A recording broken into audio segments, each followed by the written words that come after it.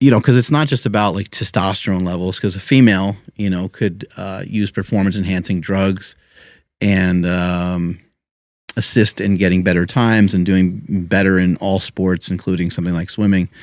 But having previously been a man, I mean, there are things that are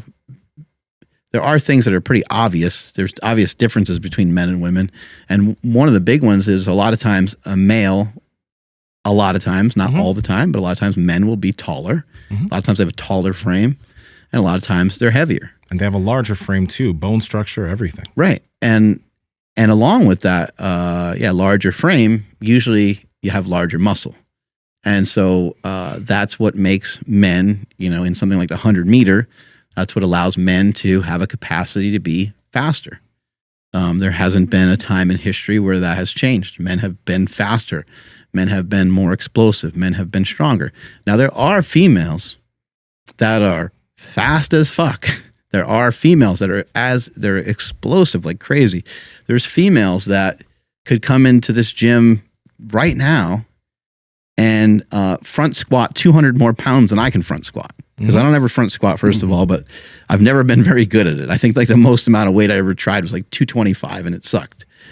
But there's chicks that will utilize, 3 plates and shit like that on exercise like that. It's phenomenal how strong women are.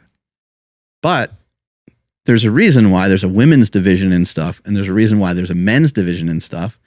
And I'm not trying to make anything out to be sexist or be harmful or hurtful to anybody in any way, but there are differences. And I think that with what we're seeing, and forgive me if I say shit that's wrong, I'm old and I don't always know exactly what to say, but I think with what we're seeing with some of the transgender people going into some of these sports, like we saw, was it the NCAA? Was that the NCAA finals or something like that? Is that what it was? Yeah, she won the title. Right. She won the NCAA title, and, like people are, starting to break records and things like that.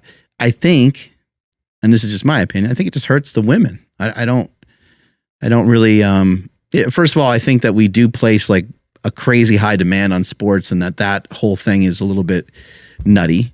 But at the same time, I think one of the things that you're trying to do in sports, you're trying to create a somewhat even playing field or an even set of rules. And if somebody was previously a man, I think that they're probably holding on to more muscle mass, and someone could say, okay, well, they're on estrogen now, or they had surgery, or you can get as deep into a lot of these things as you want.